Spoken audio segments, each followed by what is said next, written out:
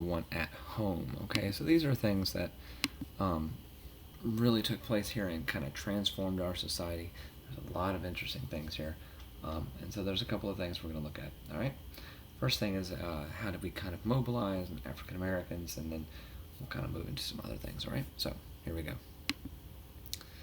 The first thing I want to get is this man, Bernard Baruch, was put in charge by President Wilson to oversee what is called the War Industries Board, or WIB for short. Um, so, the War Industries Board basically put supplies together, water or whatever it could be, and was responsible for getting the industries made. For example, Henry Ford stopped making cars and started making tanks. Excuse me. Other industries are going to be stop changing things, and so he's the one that's organizing things to be made. Basically, he says, "Make what I say" to industries. If you want any money, you have to listen to me. So that's the important thing about him. All right. So we talked about the war industry thing. There we go.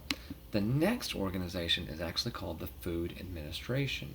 Notice food, buy it with thought, cook it with care, use less wheat and meat, buy local foods, serve just enough, use what is left. Don't waste anything. Clean plate idea. And the man who put in charge here later becomes president. His name is Herbert Hoover. And the idea is conserving food would allow you to send more food to the troops so that they can supply things. Okay? And so here's Herbert Hoover with the United States Food Administration. As I said, he later becomes president after Secretary of Commerce, and there's a lot of things going on with him. He's an interesting character. We'll come back to him, all right? The next thing, we kind of go and take care of fuel. At this time, coal was the number one thing, and so if you save light, you save coal. Fuel administration was to save coal to power the steamships, things like that. And now they came up with an actual ingenious idea, and it's still there. It's called daylight savings. Daylight savings came around in World War I. The idea was if we can make the country cut back an hour on their light consumption, on their energy consumption, we can save that. And it's actually kind of smart, and it's gone through. I don't know if it's still for the same purposes to conserve energy. It very possibly could be, because we use a ton of energy right now. So there you go. All right. The next thing they come up with is volunteerism. Now look at this. Volunteer. Choose your branch of the service, Uncle Sam. Army, Artillery, Cavalry, Engineers, Hospital Corps, Infantry, Marine Corps, National Guard, Navy Militia, Navy Quartermaster. Quartermaster is like a store. And so the idea of volunteerism is you help your country without being asked. You feel like it's your patriotic duty. That's maybe been waning in the years. We have the things of the flag challenge and all that stuff, which gets me really riled up. But under volunteerism, the whole idea is you go and do it without being asked. All right? Now, a great example of volunteerism, I think I left it off here, would be a victory garden. So you can put that if you want to. The idea is you voluntarily grow your food for your family so that the big major farms are allowed to produce for the troops. And so there you go. Now the next thing is we wanted financial support. And so the United States said, this isn't going to take long. We're not going to have a lot of these. And so they come up with the idea of victory or liberty loans. Sometimes they call them victory liberty. Sometimes they call them victory. Sometimes they call them liberty. They use them interchangeably, okay?